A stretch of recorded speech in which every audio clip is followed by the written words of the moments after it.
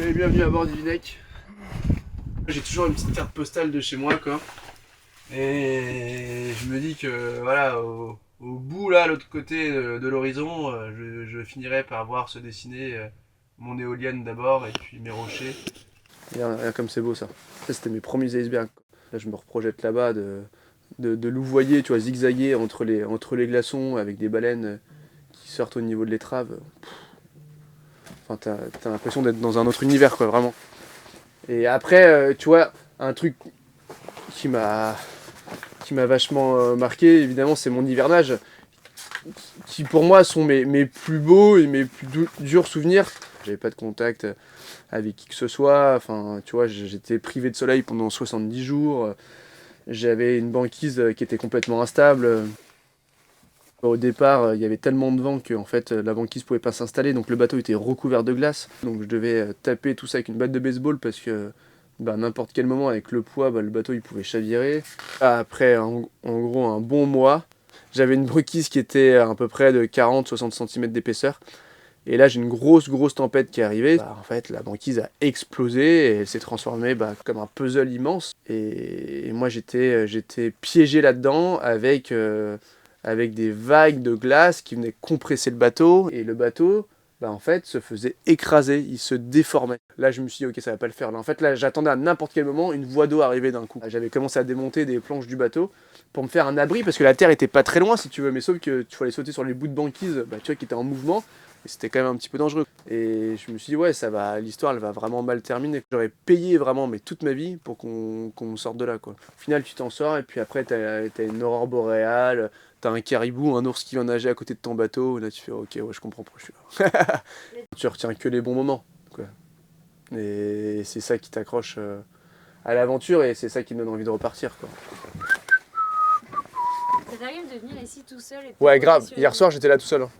Ouais, je sais qu'avec ma copine m'appelle en me disant, mais qu'est-ce que tu fais? Je dis, non, mais t'inquiète, j'arrive. Ce que j'aime, c'est arriver dans un endroit, poser mon ancre, et potentiellement ne voir personne pendant des semaines, voire des mois. Et de voir juste cette faune, cette flore. Pour moi, l'endroit où tu peux te sentir le plus libre aujourd'hui, c'est quand même sur l'océan. En fait, c'est des aventures de navigation qui sont assez solitaires, j'ai envie de te dire, même un petit peu égoïstes. Mais c'est vrai qu'on vit des choses quand même assez sensationnelles. C'est sympa de pouvoir ramener quelques petits souvenirs et les faire partager, quoi. Là, quand je suis sur Yvinec, là, faut pas me laisser trop longtemps parce que sinon je vais repartir à l'aventure. C'est pas bon ça.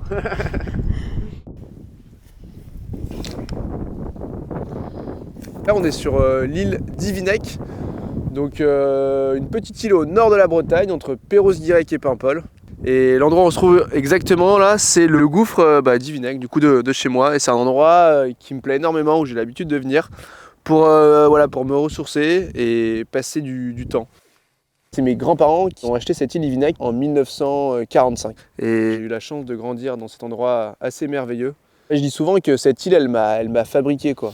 N'importe où je dois partir en quittant cette île, à chaque fois ça me fait un peu mal au cœur, même si je sais qu'il y a un super projet qui m'attend, parce qu'en fait, je suis tellement bien ici que dans le fond, j'ai rien besoin de plus. Il y a tout ce qu'il faut, rien que pour me nourrir, des crustacés, des poissons, on a nos légumes, j'ai mes ruches, on a une éolienne, on a des panneaux solaires, on est 100% autonome. En fait, on est comme sur un bateau, sauf qu'on est sur quelque chose de dur, quoi. En face, au loin, vraiment au large, on voit pas là. Au-dessus de l'horizon, t'as l'Angleterre. Là derrière, on voit certaines îles, des Sept-Îles en fait. Moi, je fais partie d'une famille assez grande, je suis le dernier. Mes parents ont divorcé, j'avais 6 ans, c'est mon père qui a eu la garde. Il m'a toujours laissé beaucoup de liberté. C'est vrai que j'ai des souvenirs de partir au large un petit peu, mais jamais trop loin. J'avais toujours un visuel ou sur l'île ou sur les rochers. J'étais pas très école. J'ai arrêté les cours en première et je voulais partir quelque part, assez loin de préférence. Et donc j'ai décidé de partir en Australie. Donc voilà, je suis arrivé là-bas très jeune, sans aucun bagage, avec 200 €, zéro contact sur place. Je dormais dans la rue au départ, donc c'était pas évident. Et je suis resté quand même 2 ans, j'ai fini sur des gros bateaux de pêche, où je partais des semaines en mer à travailler vraiment très dur. Ça m'a permis de gagner pas mal de sous.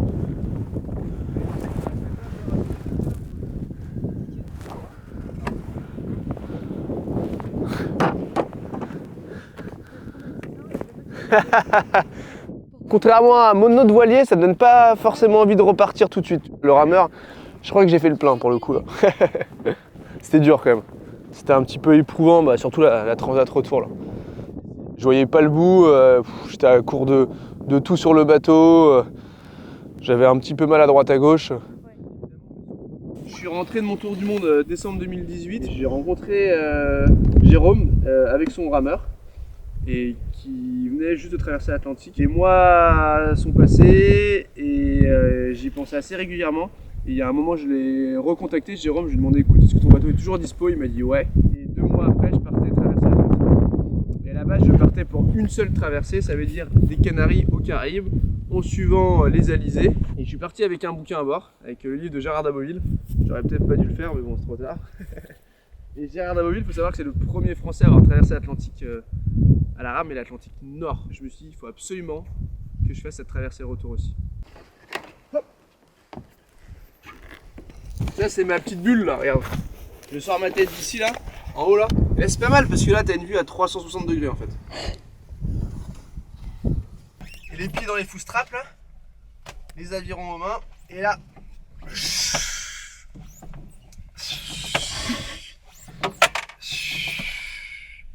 Et on dit 1 million de coups de rame à peu près pour traverser l'Atlantique. Allez, Guigui! Allez, Guigui! Y'a quelqu'un?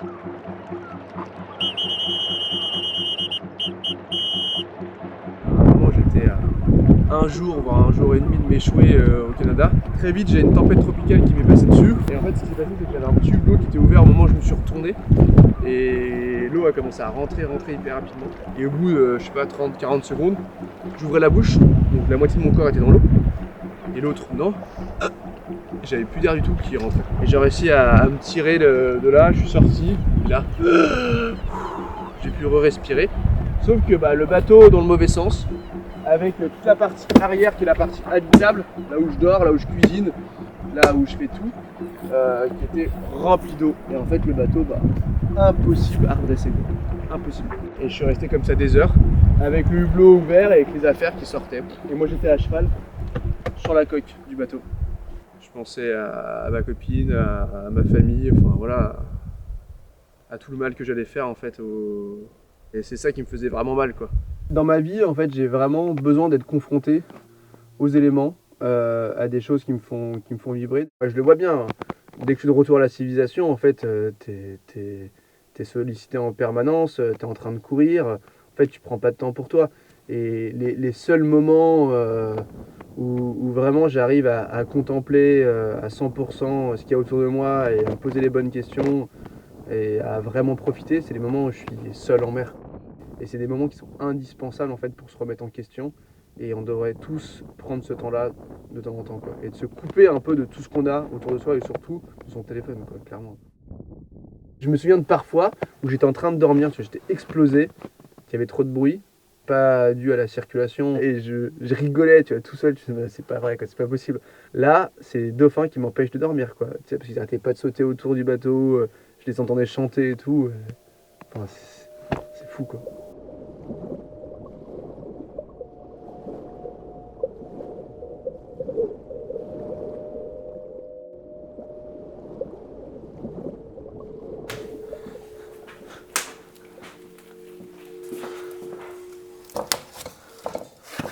Merde, on a le feu en route. Clac. Je suis rentré de ma traversée de la rame. Donc ma copine elle a accouché 3 mois après. Et c'est vrai que depuis j'ai complètement changé de projet. Là, je prépare le Vendée Globe. Je fais beaucoup plus attention. Je sais que sur le départ, j'aurai ma petite fille, et sur l'arrivée logiquement aussi. Je partirai pas demain pour refaire cette traversée nord, quoi. Et après moi c'est mon métier, j'aime ce que je fais et surtout j'en ai besoin en fait. Je veux toujours plus en fait si tu veux, je suis jamais vraiment satisfait. Après ce qui est génial c'est que je reviens avec plein de chouettes histoires aussi et tu vois le soir ma fille quand on n'arrive pas à dormir, j'aime bien revenir un petit peu sur des choses que j'ai pu vivre. C'est sûr que voilà, j'ai hâte qu'elle soit un peu plus grande et qu'elle s'y intéresse aussi, qu'elle me pose plein de questions. J'ai hâte de pouvoir l'emmener au Groenland et lui montrer l'endroit où j'ai hiverné, qu'elle puisse toucher un iceberg, voir un ours polaire en liberté.